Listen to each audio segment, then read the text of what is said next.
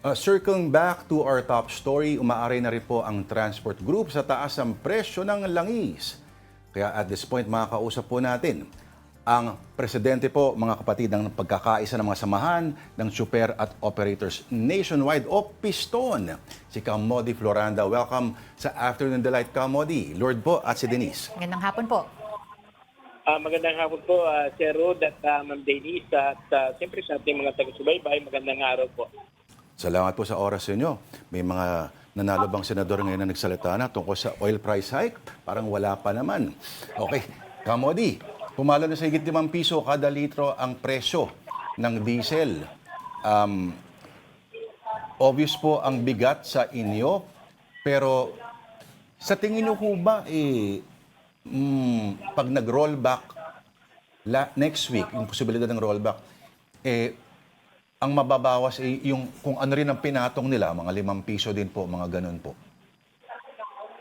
Hindi siya ganun, Sir Rod, kasi pagkat alam natin na pag nag-rollback ang mga oil company ay sintabos lamang, hindi katulad kapag tumataas na talagang mahigit na piso, mahigit na 2 piso. At itong nakaraan ay 520, ano? Bagamat hinati nila nung 24 yung 260 at kanina yung 175, ano? Ganun yung pinaghati. Pero sabihin pa rin ito ay itinaas pa rin yung presyo ng petrolyo. At mabigat, hindi lamang sa hanay ng mga driver at operator at siyempre sa ating mga commuter, sa ating mga mamamayan. Dahil yung epekto po niyan ay nandodomino effect sa patuloy na pagtaas ng mga bilihin. Kamodi, matanong ko lang, dahil usually, pag tumataas ho ng 1-2 piso, ay talagang umaaray naman ho na yung ating mga tsuper. At actually, lahat po ay umaaray. Pero yung ganito kalaking taas po, if you can paint us a picture, gaano po katindi yung domino effect na to sa everyday lives? Malaki pong kawalan at halos na umabot po ng 300 plus, ano? Sa loob po ng isang araw, yung nawalang kita ng ating mga driver. At pag tinignan po natin noong nakaraang taon, mula ng January ng 2024 hanggang sa ngayon, ay halos 15,000 po yung direktang nawalang kita ng ating mga driver na dapat nagamit na doon sa pangangailangan ng kanilang pamilya. Oo. 300 pesos kada araw? Biruin mo yun. Oo.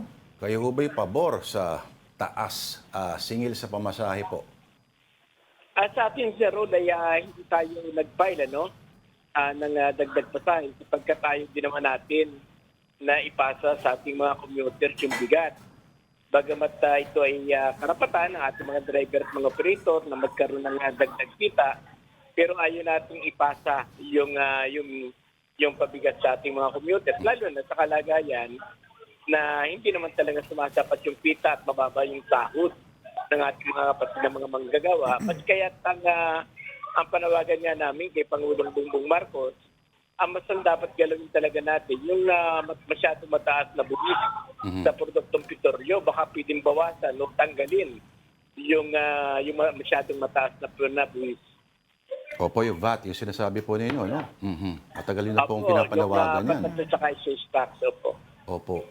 Okay, sinabi ng Pangulo na hindi na raw kailangan ng fuel subsidy dahil medyo humuhupa na raw yung tensyon doon. Pero para namang hindi, sana humuhupa din yung presyo ng langis, di ba? Dito po. Ano ho ba ang dito, pananaw ninyo dito, sir? Sa tingin nyo, kailangan ho ba? Ang sa bahagi po natin ay hindi naman talaga natin inahabol yung sa ng subsidiya sapagkat ito naman ay wang sunomit lang. Isa bisis lang ng ito ibibigay. Bagamat halimbawa magbigay sila ng 6,500. Halos dapat na araw lamang kung ikukonsume yan ng ating mga driver at mga operator. Opo. At wala rin sa isa kung patuloy naman natataas yung presyo ng petrolyo. Bagamat sinasabi ngayon ng gobyerno ay bababa, no? Bababa sa international kasi nagkaroon na ng pisto.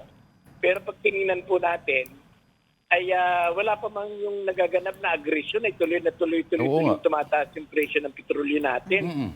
Mula po nung pagpasok ng January ng 2025, ay tinira na po tayo ng lingguhan na pagtaas ng presyo ng petrolyo. Kaya talagang hindi pwedeng maging tungtungan, hindi maging basihan.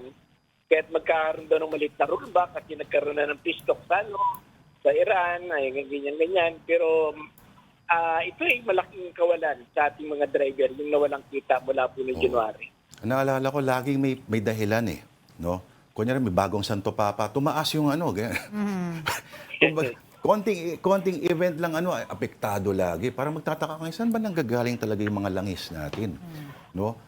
Sapat ba, alam ba, covered ba yung kung ano existing na meron tayo dito? At pinakamaganda pa dyan, sasabihin ng mga otoridad na voluntary pa pala yung pagpaparollback o yung itong staggered taas presyo. Alam mo, sa kagandahang loob pa pala nila, kamodi. May isang grupo na nanawagan na electric-powered na jeepney. Sinusubukan daw dahil mukhang wala na tayong magagawa dito. Ano po ang pananaw ninyo dito? Posible ho ba? Sa atin ay wala naman tayong tutol doon sa Pinoy electric vehicle. Ang kailangan din lang tiyakin dyan ng ating pamalaan ay ang isang nagiging malaking problema po kasi ng electric na narito sa atin.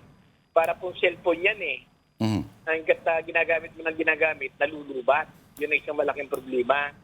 Ngayon, kung gusto talagang pondarin ng ating gobyerno, yung sa pinangmuda ng public transport, kahit na electric yan, dapat meron tayong sariling industriya para tayo mismo yung lumilikha ng ating public transport.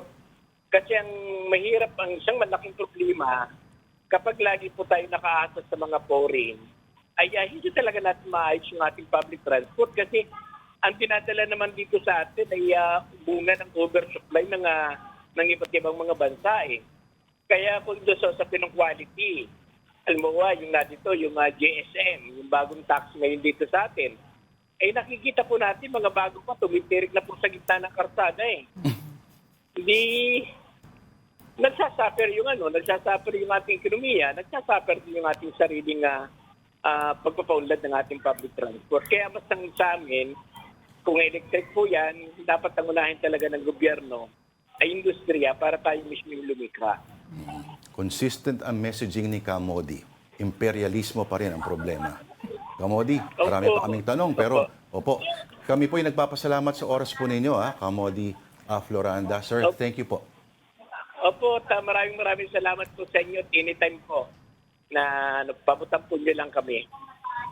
Thank you po. Yan po mga kapatid, ang presidente po ng Piston, si Kamodi Floranda.